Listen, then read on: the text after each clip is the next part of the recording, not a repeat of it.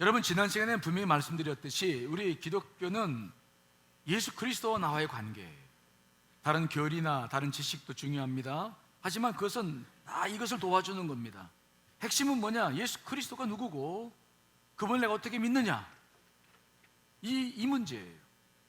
그래서 여러분, 복음서를 보면 알다시피 예수님은 자기에 대한 이야기, 즉 교리에 대한 이야기는 많이 하지 않으세요. 마태복음 5장 7장까지 산산수훈 정도, 나머지는 전부 무슨 문제입니까? 내가 누구냐? 그거예요. 그분은 하나님의 아들이시고 우리가 그분을 믿어야 된다. 우리는 그것이 핵심이고, 그 상황을 우리가 잘 모르면 기독교 전체를 모르는 거죠. 이게 다른 종교와는 너무 다른 차이점이라고 지난 시간에 분명히 말씀드렸죠. 그래서 복음서를 보면 계속 그 내용입니다. 오병이어의 기적의 핵심이 뭡니까? 예수 그리스도 누구냐는 거예요. 그렇죠? 그분이 누구시냐? 누구신데 이런 기적을 행할 수 있느냐? 오늘도 이 오병이어의 기적을 통해서 우리는 예수 그리스도가 누군지를 만나야 됩니다. 그분이 누군지를 알아야 됩니다. 그것이 우리가 빨리 내 안에 가지고 있어야 될 신앙적 핵심이죠. 자, 지난 시간에 오병이어의 기적을 일으켰습니다. 놀라운 일이었습니다. 그런데 그 일이 있고 난 다음에 어떤 문제가 생기는 것입니까? 오늘 즉 오병이어의 기적 이후의 일들을 통해서 다시 예수 그리스도가 누구신지를 우리들에게 보여주시는 말씀이 기록되고 있어요. 자, 먼저 놀라운 기적을 경험한 그 군중들, 많은 사람들은 예수 그리스도를 이제 왕으로 삼으려고 그러죠.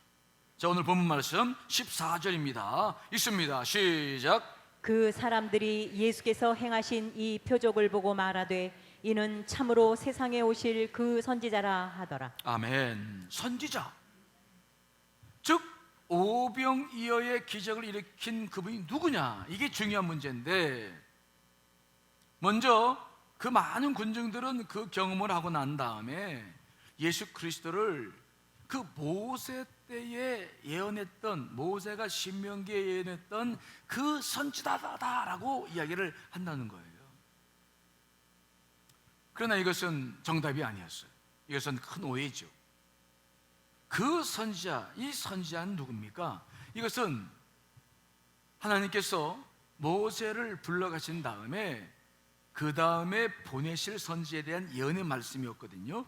자, 신명기 18장 15절입니다. 읽어보겠습니다. 시작. 내 하나님 여호와께서 너희 가운데 내 형제 중에서 너를 위하여 나와 같은 선지자 하나를 일으키시리니 너희는 그의 말을 들을지니라. 아멘. 이 신명기는 모세가 마지막 하나님의 부름을 받기 전에 광야 40년을 총결산해서 자기의 마지막 설교를 기록하는 것이 신명기예요.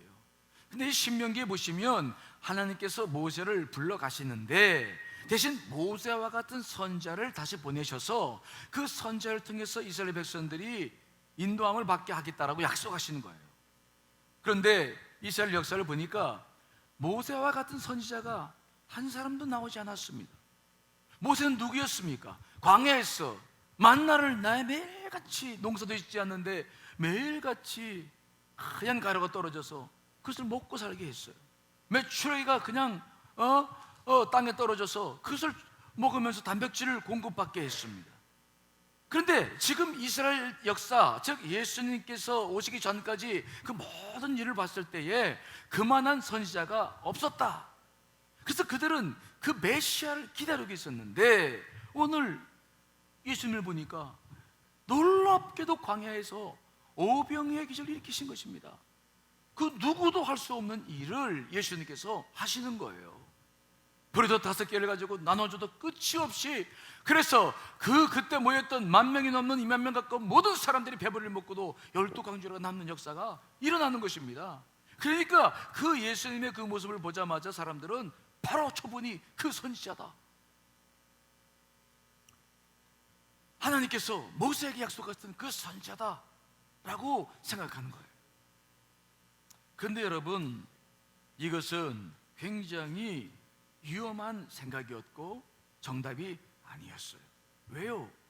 그 선지자라고 하는 것은 이스라엘 백성들을 이끌어갈 왕, 정치적인 지도자를 말하는 것입니다.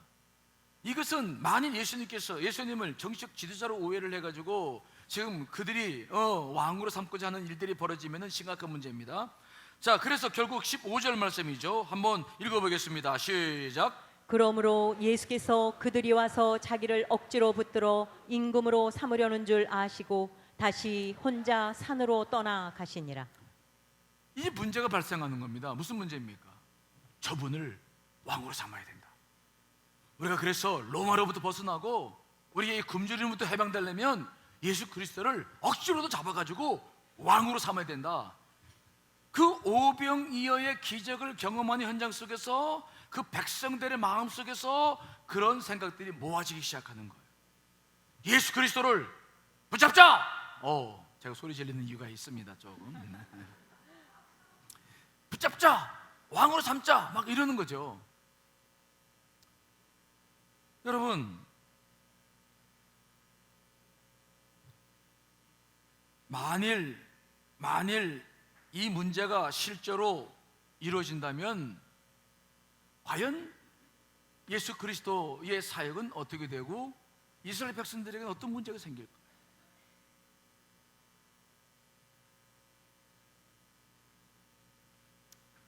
오늘 이 본문을 우리가 잘 이해해야 됩니다. 오병이어의 기적만 이해하시면 안 돼요. 오병이어의 기적과 관련된 여러 가지 이야기들을 들으실 텐데 그 내용들이 더 중요해요. 자, 그러한 상황이 딱 벌어질 조짐을 주님께서 딱 눈치채시고서 그 다음에 하신 일이 있는데, 오늘 본문보다 여러분 마태복음을 보시면 좀 더 세부적으로 나와 있어요. 마태복음 14장 22절 23절 읽어보겠습니다. 시작. 예수께서 즉시 제자들을 재촉하사 자기가 무리를 보내는 동안에 배를 타고 앞서 건너편으로 가게 하시고 무리를 보내신 후에 기도하러 따로 산에 올라가시니라. 저물매 거기 혼자 계시더니. 아멘. 상황이 그렇게 전개되니까 예수님께서 어떻게 하셨습니까?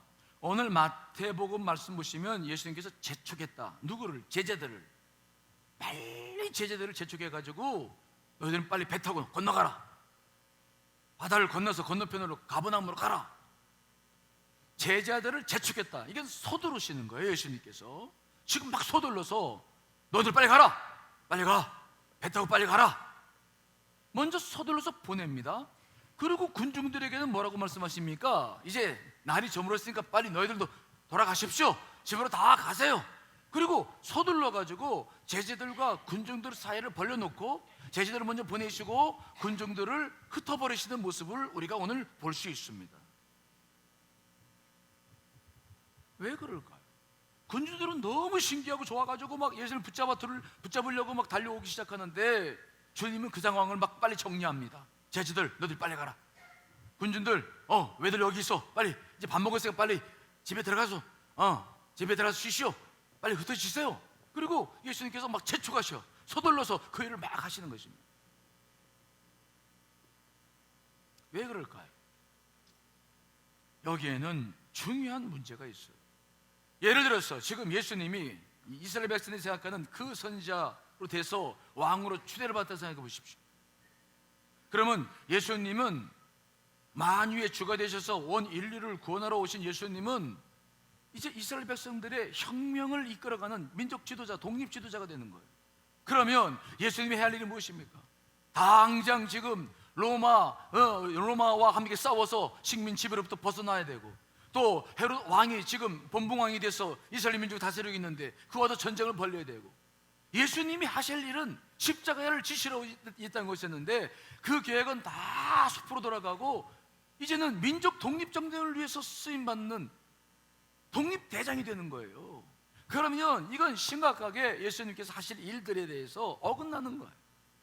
이 일을 위해서 이 땅에 오신 것이 아닌데 지금 상황이 이상하게 전개되는 것입니다.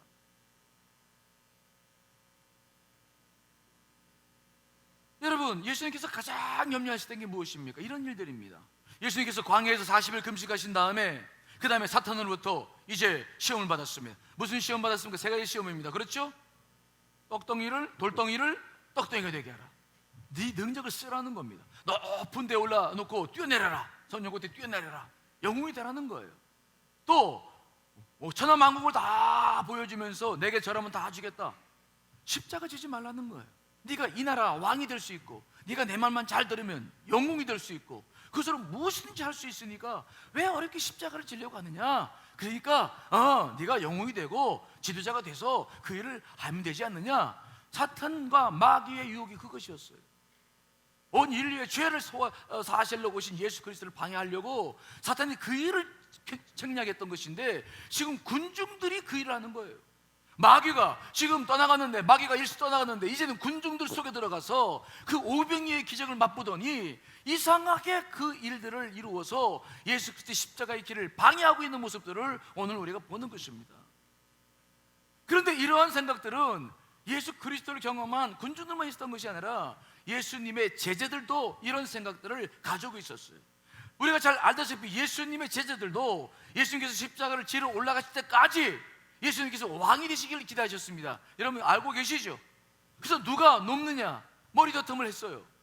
근데 특별히 그 제자 가운데서도 오늘 요한복음 6장 이 모든 사건이 끝나고 마지막 절에 보면은 그 중에서 딱 한 사람, 가룟 유다만큼은 이때부터 예수님이 왕이 되야 된다는 생각을 버리지 않는 한 사람, 그래서 마귀의 노릇을 하게 될 한 사람이 되었던 것을 요한복음이 기록하고 있죠. 자, 요한복음 6장 70절 71절 읽어보겠습니다. 시작. 예수께서 대답하시되 내가 너희 12를 택하지 아니하였느냐.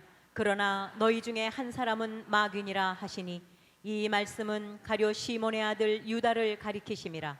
그는 12 중에 하나로 예수를 팔 자로라. 아멘. 그래서 예수님께서 군중들과 제자들을 흩으신 것입니다. 그 제자들이 이런 생각을 가지고 군중과 함께 해서 예수 그리스도를 옹립해버리면 심각한 문제가 생기는 거예요. 그래서 제자들을 흩어버리시고 군중들을 흩어버리시고 그러셨는데, 그런데도 불구하고 누구만큼은 그 생각을 버리지 않느냐. 누구만큼은요? 가룟 유다만큼은 끝까지 자기의 뜻을 버리지 않는 거예요. 그래서 나중에 이 뜻이 이루어지지 않으니까 예수 그리스도 팔아 넘긴 겁니다. 예수 그리스도가 누구냐? 무엇을 위해 이 땅에 오신 것입니까? 그분은 여러분 우리의 야망을 채워주러 오신 것이 아니라 그분은 우리를 구원하러 오신 줄 분명히 믿습니다. 예수 그리스도를 제대로 믿고 제대로 이해하고 그분과 관계를 맺지 않은 사람들은 다 잘못되는 거예요. 특별히 우리가 기억해야 될 게 있습니다. 예수님은 변화도 없으시고 회진할 때 그림자도 없으신 하나님의 아들이시고 하나님 그 자체셨습니다. 그래서 그분은 자기가 선의로 배고픈 사람들의 허기진 배를 채워주기 위해서 일으켰던 오병이어의 기적을 일으켰음을 불구하고 이것이 잘못되었을 때 군중들의 마음을 간파하고 이 문제를 해결했어요. 그런데 우리에게는 그런 능력이 없어요. 우리가 늘 기억해야 될 게 있습니다. 선한 일이라고 해서 다 선한 일이 못 될 수가 있어요. 주의 일이라고 해서 다 주의 그 뜻대로 되질 않아요. 오늘 보십시오. 선하게 오병이어의 기적을 일으켰는데 엄청난 일로 비워될 뻔했지 않습니까? 그렇죠? 예수님께서 그런 상황 속에서 정말 예수님이 아니면 그 일을 막을 수 없었어요. 여러분, 그러나 그분은 그렇게 모든 일을 처리하셨지만 우리에게는 예수님처럼 그런 능력이 없어요. 우리는 선한 일을 하고 주의를 할 때에도 늘 내가 판단하고 어떤 일을 할 때에도 늘 그늘이 있다는 생각을 잊어버리지 않으시길 간절히 축원합니다. 나는 늘 부족하다. 나는 늘 그림자가 있어. 선한 일을 해도 오해받을 수 있고 늘 그런 문제 때문에 우리가 늘 어려움을 겪고 있다는 것을 잊어서는 안 되는 거예요. 예수님께서 그 일을 하셨음에 불구하고 이렇게 엄청난 일들로 비워될 수밖에 없는 상황이 사탄이 공중권세를 잡고 있는 이 세상에서 이루어지고 나는 일이다. 그러므로 우리는 주의를 할 때에도 다 노심초사, 주여 저에겐 늘 그늘이 있습니다. 늘 그림자가 있습니다. 제가 못 보는 것이 있습니다. 여러분 늘 기도해야 될 줄 믿습니다. 저도 늘 주의를 행하고 있습니다. 하지만 저도 늘 이것을 잊지 않아요. 내가 아무리 좋은 판단을 하고 옳은 일을 하고 주의를 한다고 그래도 늘 나한테는 뭐가 있습니까? 그림자가 있어. 그늘이 있어. 나는 늘 부족해. 여러분, 이런 중심으로 주의를 하지 않으면 우리는 거룩한 일을 하면서도 넘어져요. 선한 일을 하면서도 무너집니다. 이것이 예수 그리스도께서 경험하신 일입니다. 그래서 그 다음 예수님께서 어떻게 하십니까? 다시 15절 말씀을 다시 주의 깊게 한번 읽어보겠습니다. 시작. 그러므로 예수께서 그들이 와서 자기를 억지로 붙들어 임금으로 삼으려는 줄 아시고 다시 혼자 산으로 떠나 가시니라. 아멘. 거기 15절에 보시면 그 말씀을 잘 보시면 거기에 그렇게 있어요. 그러므로 예수께서 그들이 와서 자기를 억지로 붙들어 임금으로 삼으려는 줄 아시고, 그리고 다 흩으셨어요. 그런 다음에 거기 보니까 다시란 말이 있어요. 그렇죠? 다시 혼자 산으로 떠나 가시니라. 산으로 왜 가시는 겁니까? 기도하러 가셨어요. 그럼 다시란 말은 뭐예요? 오병이어의 기적이 두 번 있지 않았습니다. 그런데 오병이어의 기적을 이루시고 난 다음에 그들을 다 헛두셔서 엉뚱한 일이 발생하지 않도록 하시면서 다시 산으로 기도하러 가셨다. 이 다시란 말의 의미가 뭡니까? 예수님은 오병이어의 기적을 일으키기 전에도 이런 문제가 생기지 않도록 뭐 했다는 겁니까? 기도했다는 거예요. 하나님의 아들이시면서도 오병이어의 놀라운 기적과 같은 일을 벌이시면서도 그분은 기도하시며 시작하셨다. 그래도 사탄이 관계가 있어서 이런 엉뚱한 일이 생긴 것을 경험하고서 다시 산으로 뭘 하러 가셨다는 겁니까? 기도하러 가셨다. 예수님조차도 하나하나의 사건을 행하실 때마다 그분은 기도하지 않고 행한 일이 없음을 우리가 믿어야 될 줄 믿습니다. 하나님의 아들이신데 그분조차도 이렇게 기도하시며 또 사탄의 역사 속에서 다른 일이 벌어질 때마다 또 그것을 풀어헤치며 또 기도하시며 그분이 계속해서 기도하시면서 한 걸음 한 걸음 자기의 사역을 향해 나아가시는 모습을 오늘 우리가 보는 것입니다. 우리는 오병이의 기적을 통해서 와 대단하다라고 우리가 기뻐할 줄 모르지만 그 놀라운 역사를 일으키시면서 그 과정 속에 배어져 있는 예수 그리스도의 중심 무엇입니까? 계속 기도하시면서 하나 하시고 또 잘못되니까 흩으시고 또 기도하시고 계속 기도하시면서 자신의 사명을 감당하고 있는 모습을 우리가 보는 거예요. 예수님께서 이렇게 기도하셨다고 한다면, 예수님께서 이런 중심으로 모든 일을 감당하셨다고 한다면 우리는 얼마나 더 기도해야 되겠어요? 우리는 얼마나 더 하는 일들마다 눈물로 기도하면서 그 일들이 끝난 후에도 그 일들이 제대로 되기 위해서 노심초사하며 기도하며 우리가 그런 일들을 이루어 나가야 되겠습니다. 여러분, 해해지기 쉬운, 영적으로 해해지기 쉬운 이 여름입니다만은 기도하는 일에 전심전력을 기울이시기를 간절히 축원합니다. 정말 기도를 놓치면 안 됩니다. 기도하며 하셔도 상황이 이렇게 바뀌어져 가고, 기도하며 하셔도 이런 일들이 벌어지는 것이 우리가 살고 있는 이 세상, 권정권세를 사탄이 잡고 있는 이 세상입니다. 만왕의 왕이시오 주제의 대신 주님께서도 이렇게 기도를 하셨다고 한다면 어찌 우리가 기도하지 않을 수 있겠습니까? 19세기 러시아의 피아니스트 루빈스타인의 이야기를 여러분 아시죠? 루빈스타인이 이런 말을 합니다. 내가 하루를 연습하지 않으면 내 손가락이 무뎌지는 것을 내가 먼저 알고, 이틀을 연습하지 않으면 내 가족들이 알고, 사흘을 연습하지 않으면 청중들이 마침내 알게 된다. 이것을 기도로 바꾸면 그런 말입니다. 여러분, 내가 하루 기도하지 않으면 누가 제일 먼저 합니까? 내 영혼이 알아요. 숨길 수 없어. 벌써 목소리가 이상해지고 생각이 이상해져. 뭔가 틀려. 이틀을 기도하지 않으면 누가 그 사실을 눈치채기 시작합니까? 내 가족이죠. 이상하다. 아빠가 이상한데 왜 아빠 입에서 거친 말이 나오고 화가 나오지? 아빠가 이상해. 이틀만 기도하지 않으면 여러분 주변 사람이 다 알아요. 사흘을 기도하지 않으면 누가 합니까? 이제 모든 사람이 다 알아. 모든 사람이 다 알아. 지금도 마귀는 우는 사자처럼 삼킬 자를 찾고 있습니다. 여러분, 이 시대를 살아가는 여러분, 정말 예수님께서 이렇게 기도하시며 하나하나를 이루셔 가셨다는 것을 기억하시고 우리가 정말 쉬지 않고 기도할 수 있게 되시기를 간절히 축원합니다. 우리가 기도를 쉬면 생각지 못한 수많은 일들이 벌어지기 시작해요. 그때부터 우리의 삶 속에 많은 문제들이 생기기 시작하는 것입니다.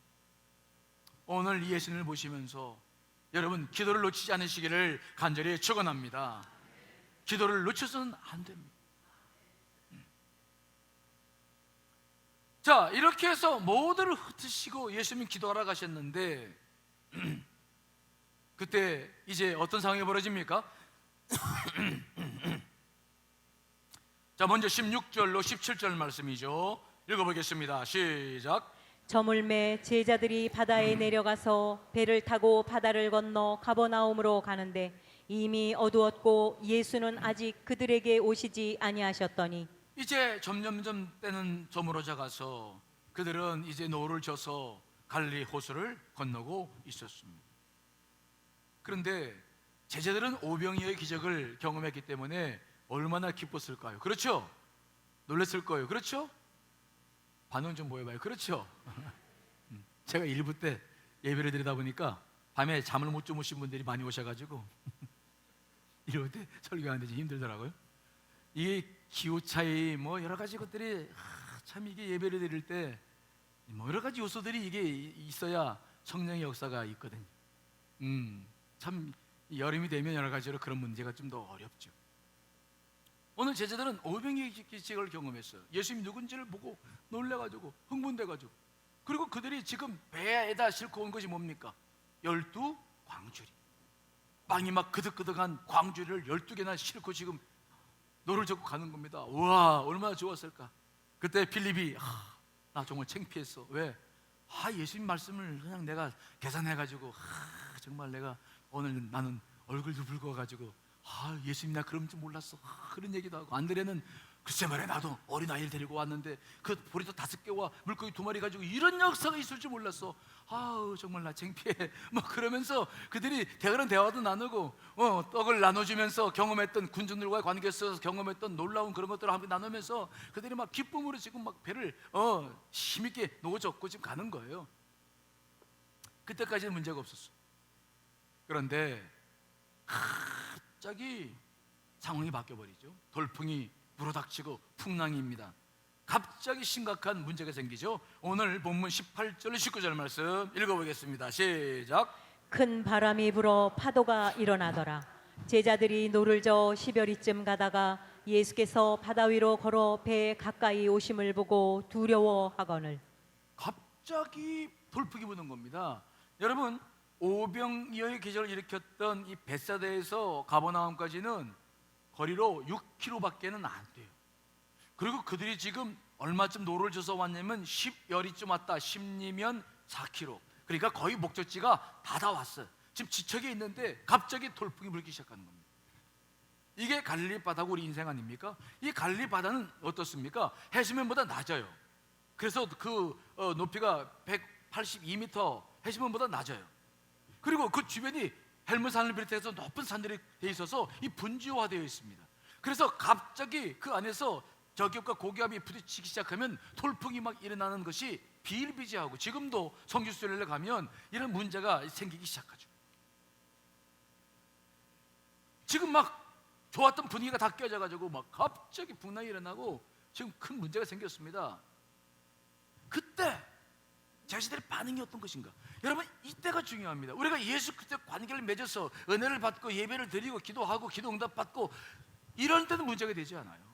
예수 그리스도와의 관계, 그분이 누구냐 이걸 경험해 나갈 때에 가장 문제가 되는 것이 뭐냐면 이 풍랑의 시기예요. 생각지도 않았던 문제가 생겨났을 때 이때가 우리들에게도 지금 문제거든요. 자, 오늘 이 제자들은 이때 어떤 반응을 보였습니까? 오늘 말씀 보니까 간단하게 써져 있는데 대단히 두려워했다. 자, 그런데 생각해 보십시오. 그들은 막 두려워서 떨고 있는데 그들 그 배 안에는 무엇을 가지고 지금 그들이 배를 노를 저어 갔다고 그랬습니까? 12광주리야. 그것은 무슨 역사입니까? 오병이어 기적의 증거야. 예수님이 누구신지를 보여주는 증거, 그 증거를 옆에 두고 그들이 지금 배를 몰고 갔는데 풍랑이 일어나니까 그 증거고 뭐고, 그 전에 가졌던 믿음이고 뭐고, 몇 시간 전에 가졌던 오병이어의 그 놀라운 역사에 대한 기억들이고 뭐고 다 잊어버리고 그들은 지금 막 두려움에 떨고 있는 겁니다. 이 내용을 좀 더 자세히 보려면 마가복음 6장 52절에 기록되고 있는데요. 자, 여러분 같이 한번 읽어보겠습니다. 읽습니다. 시작. 이는 그들이 그 떡 떼시던 일을 깨닫지 못하고 도리어 그 마음이 둔하여졌음이러라. 아니, 몇 시간 전에 경험한 거예요. 어제가 아니었어요. 그렇죠? 모레가 아니었어. 몇 시간 전에 경험했던 놀라운 역사요. 예수님이 누군지를 경험했습니다. 저분이 누구시냐? 하나님이시구나. 몇 시간 전에 경험했는데, 아니 글쎄 풍랑이 일으니까 글쎄 그 증거를 가지고 노를 젓고 가면서도 금방 다 잊어버려.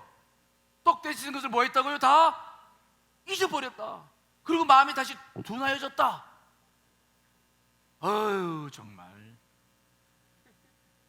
아니, 이게 며칠 전 거라면 이해해요. 그렇죠? 아, 왜 대답을 안 해요? 아니 뭐 며칠 됐다 그러면 이해를 해. 이게 지금 몇 시간 전의 일이에요. 그렇죠? 아, 나 대답들 안 하네. 방송실 마이크 조금만 키워봐요. 아무래도. 아니 몇 시간 전에 그 놀라운 역사를, 아니 경험해 볼 수 없는 일을 경험하고 예수님이 와 그런 사람들이 풍랑이 한번 일으니까 몇 시간 전의 일들, 지금 옆에 오병이어 그 기적 증거들도 가지고 있는데도 싹 잊어버리는 거야. 그리고 막 두려워서 막 와, 이거 제자들 모습입니까? 우리들 모습입니까? 우리들 모습이죠. 아, 정말 참 이거. 제가 이 벤자민 때문에 요즘 우리 제 키우는 개 때문에 요즘 난리예요. 왜냐면 우리 애들이 지금 이제 여행을 떠났는데, 아 그래가지고 오늘도 새벽 예배 나올 때 그놈 데리고 왔어. 새벽 예배 우리 여기. 왜 그러냐면은 취소되는 거예요. 이게 지역 주민들한테 목사인데, 이거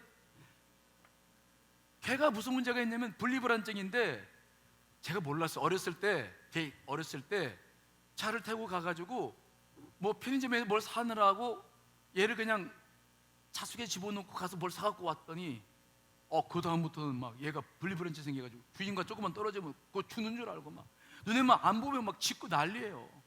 그게 아직도 치료가 안 돼. 치료가 안 돼. 지금도 예배 드리고 나 갔다 올게 그랬더니 막 벌써 지금 짖고 있을 거예요. 그래서 제가 그랬어요. 너나 나나 똑같다. 아니 불과 몇 시간 전에 그 놀라운 기적을 경험했는데, 아니 그러면 이번에 풍랑이 왔으면 그 예수 그리스도의 제자고 예수 그리스도와 함께 있고 그 믿음이 있으니까 나서 예수는 물러가라 한번 대적을 하든지, 그 풍랑 속에서 예수 그리스도의 믿음을 활용하든지 그렇게 해나가야 될 거 아니겠습니까? 근데 그냥 막 죽겠다고 난리예요. 우리가 신앙생활하면서 제일 먼저 주님과의 관계를 맺어나가야 될 부분이 이 부분이에요. 풍랑이 있을 때에도 그분이 나와 함께 하신다는 것을 믿어야 될 줄 믿습니다. 그 놀라운 능력이 되신 예수 그리스도, 아니 그분이 우리를 놓치시겠어요?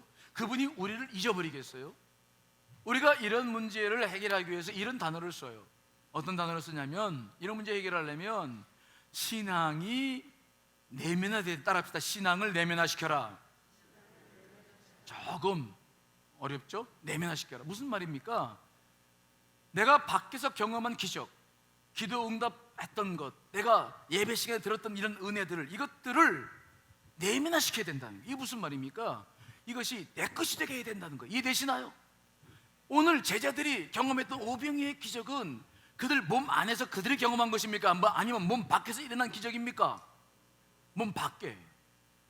자기들이 현장에서 있었기 때문에 자기 현실처럼 느껴지지만 그 일들은 자기 몸 안에서 자기가 경험한 것이 아니라 예수님께서 몸 밖에서 하신 거예요. 자기가 그것을 보면서, 눈으로 보면서 자기 것으로 삼았지만 그러나 이것은 자기가 경험한 게 아니에요. 이해되시나요? 그러므로 이제 해야 할 일은 무엇입니까? 이 풍랑 속에서 그런 것들을 자꾸 믿음으로 실현시켜서 실천해서 이것들이 온전한 믿음이 자기 안에서 될 수 있도록 노력해 나가야 된다는 겁니다. 이해되시죠? 그것을 뭐라고 말하냐면 신앙을 내면화시킨다고 얘기해요. 어려운 문제 아닙니다. 이해되시나요? 내가 믿고 있는 믿음을 이 풍랑 속에서, 어려움 속에서 실질적으로 실험해보고 그것을 가지고 맞서 싸워보고, 그래서 그것이 진짜 내 것이 될 수 있도록 해야 된다는 거예요. 이것이 가장 중요한 신앙생활의 내면화 과정인 것입니다. 이것을 잘하느냐 못하느냐가 예수님과 나와의 관계를 결정하는 것입니다. 우리는 기드온을 잘 알아요. 기드온은 사사시대에 미디안으로부터 많은 어려움을 겪었을 때 하나님께서 그에게 나타나서 기드온아, 너는 큰 용사다. 여호와께서 너와 함께 계시도다. 그러니 일어나서 싸워라. 그랬을 때 기드온은요 뭐라고 한 줄 아십니까? 잠깐만요. 하나님의 사자여, 잠깐만 기다리십시오. 한 가지 제가 요구할 게 있습니다. 만일 내가 주께 은혜를 얻어 싸우면 나와 말씀하신 이가 주 되신다는 표징을 보여주십시오. 무슨 말씀입니까? 당신의 말씀만 가지고는 내가 경험한 게 아니라서 확신하지 못하겠다는 거예요. 여러분, 주의 말씀을 들을 때 이 말씀을 듣는 것 가지고 안심하면 안 됩니다. 말씀에 은혜 받은 게 있으면 그 은혜를 가지고 시련과 어려움 속에서도 그걸 내면화시켜 나가야 되는 것입니다. 오늘 기도는 뭐라고 말합니까? 잠깐만 기다리십시오. 당신이 나를 불렀지만 나는 아직 이게 실감이 되지 않습니다. 정말로 당신이 하나님의 사자인지 내가 하나님 부름을 받았는지 나 경험하고 싶습니다.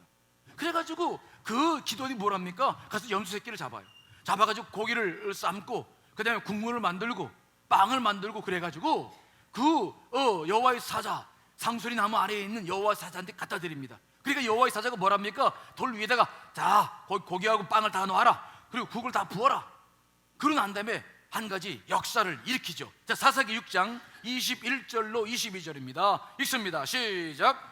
여호와의 사자가 손에 잡은 지팡이 끝을 내밀어 고기와 무교병에 대니 불이 바위에서 나와 고기와 무교병을 살랐고 여호와의 사자는 떠나서 보이지 아니한지라. 기드온이 그가 여호와의 사자인 줄을 알고 이르되 슬프도소이다 주 여호와여, 내가 여호와의 사자를 대면하여 보았나이다 하니. 아멘. 말만 들은 게 아니라 여호와의 사자를 직접 자기가 경험한 겁니다. 하나님이 정말 살아계시다는 것을 체험한 겁니다.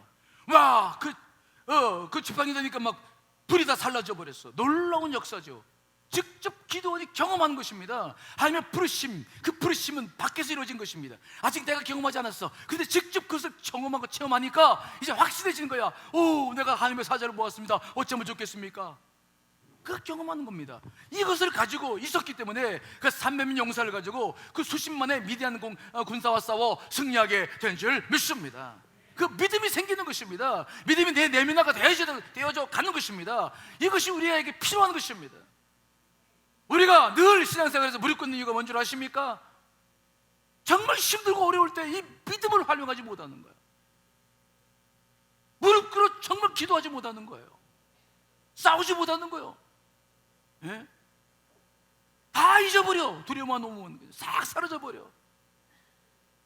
그래서 우리가 언제 그 예수 그리스도를 알고 그분을 언제 내 안에 내면화시키고 어떻게 그분과 동행하는 삶을 살겠습니까? 오늘 이 갈릴리 바닷가로 그들을 보내신 이유 가운데 하나도 바로 그 문제 아니겠습니까? 분황 속에서 그들의 신앙을 내면화시키려고 하시는 예수 그리스도의 뜻이 여기에 담겨 있는 거예요. 하지만 그들은 실패하고 말아요. 그러나 예수님은 그래도 실망하지 않으시죠?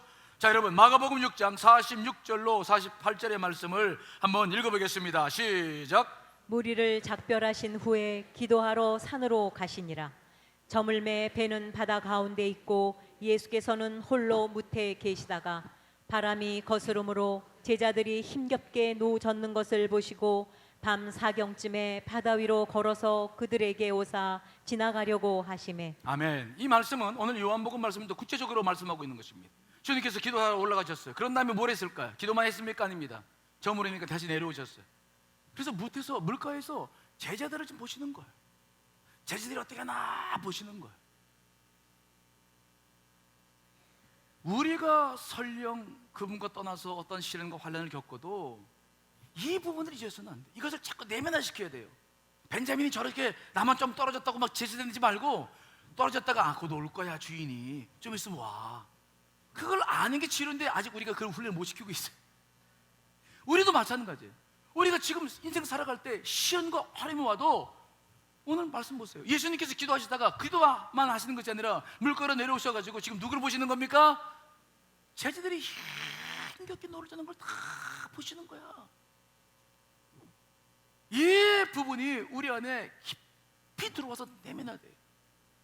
어느 순간이든 그분이 나와 함께 하신다는 것을 잊어서는 안 되는 겁니다. 이것들을 자꾸 경험해 나가셔야 돼요. 이거를 자꾸 내 안에서 내면화시켜 나가야 돼요. 제가 언젠가 약속의 땅에서 말씀을 준비하다가 너무 힘들고 어렵고 여러 가지 기도 제목이 있어가지고, 주님 너무 힘듭니다, 여러 가지로 정말 그런 상황이 있었어요. 그리고 절망하고 좌절하고 정말 무엇을 하겠습니까? 그러고 있는데, 그리고 기도하고 있는데 갑자기 눈앞에, 제가 환상을 잘 이렇게 보진 않는데 보면 정확하게 봐요. 갑자기 커다란 두 눈이 쑥 지나가요. 뭐야 이거? 그래서 눈을 떠서 다시 볼라 했더니 사라졌어. 근데 그 잠깐의 환상인데 그 눈은 너무 인자하시고, 딱 영적으로 느껴진 게 뭐냐면 예수 그리스도의 눈이시구나. 그분이 나와 함께 하신다는 것을 보여주셨구나. 그분이 지금도 나와 함께 하시는구나.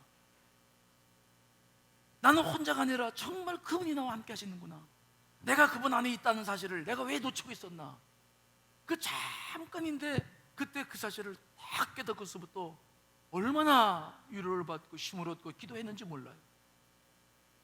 그 위로는 절대로 혼자가 아니라는 사실을 늘 기억해줘. 이게 내면화되는 거예요. 시련과 환난 속에서도 여러분들이 정말로 예수 그리스도가 나와 함께 한다는 것, 나를 지켜보고 있다는 것을 잊지 않으셔야 될 줄 믿습니다. 시편 139편 1절 5절이죠. 읽어보겠습니다. 시작.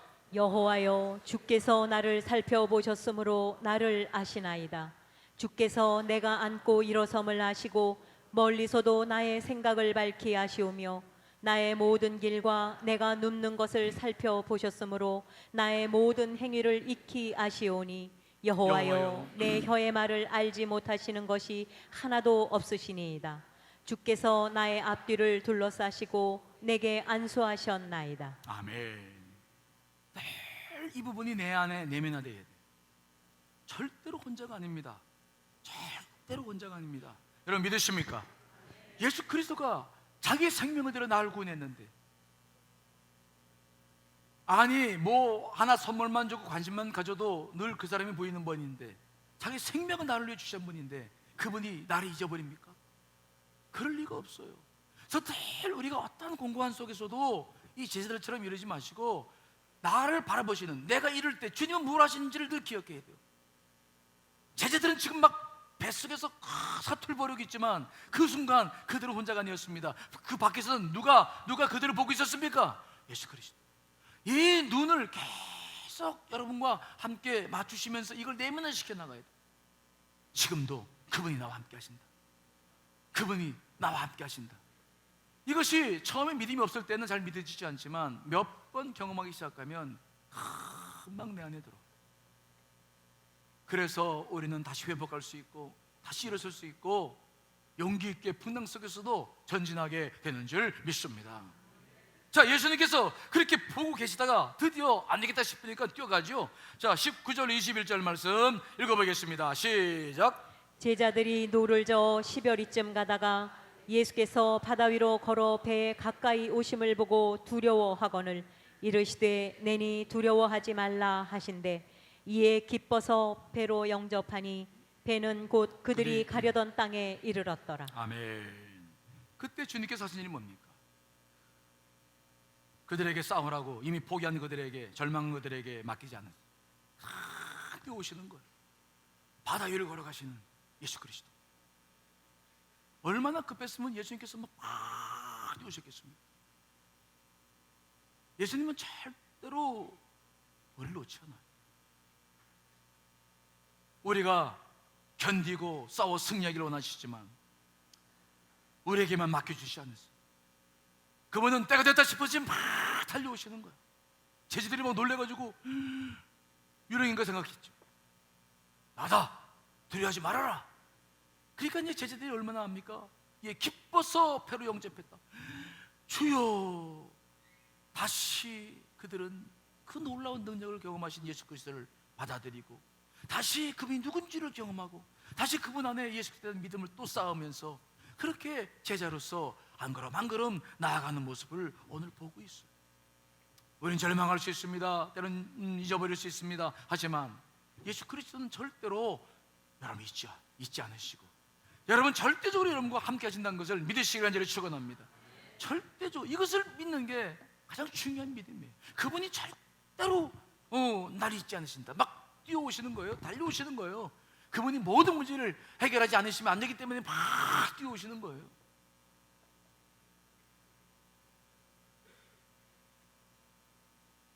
제가 오늘 이 말씀을 준비하면서 예전에 읽었던 글 하나 생각이 나서 여러분과 나누려고, 여러분들도 다 잘 알고 있는 글일 거예요. 두 개의 발자국이라는 글을 제가 한 번 더 읽어드리려고 합니다. 한 남자가 꿈을 꾸었다. 꿈속에서 그는 하나님과 나란히 걷고 있었다. 그때 그의 지나간 삶의 장면들이 종화등처럼 스쳐 지나갔다. 해변의 모래밭에는 두 개의 발자국이 나아 있었다. 하나는 하나님의 것이었고 다른 하나는 그의 것이었다. 그런데 어디선가부터 하나의 발자국만 모래밭에 남아 있었다. 그의 삶에서 가장 힘들고 공경에 처해 있을 때 오직 하나의 발자국만 남아 있었다. 외롭게 남아있는 하나의 발자국이 그를 실망시켰다. 그는 항의조로 하나님께 물었다. 하나님, 어떻게 이룰 수 있습니까? 언제나 저와 함께 하시겠다고 약속했으면서 정작 제가 당신을 가장 필요로 할 때에는 저를 떠나셨단 말입니까? 어떻게 그럴 수 있습니까? 하나님이 그에게 응답하셨다. 저 해변에 나 있는 발자국은 내 발자국이 아니라 내 발자국이다. 내가 어려움에 처하고 힘들어할 때 내가 너를 업고 걸었기 때문이란다. 예수님은 한순간도 여러분을 놓치지 않아요. 시련과 환난도 그분 안에 있음을 믿으시기를 간절히 축원합니다. 어떠한 어려움도 그분 안에서 경험하는 것이죠. 그분을 자꾸 사랑하시고 그분과 깊은 교제를 나누셔서 그분을 자꾸 내면화시키십시오. 그분이 지금도 여러분과 함께 하실 줄 믿습니다. 다 같이 기도하시겠습니다.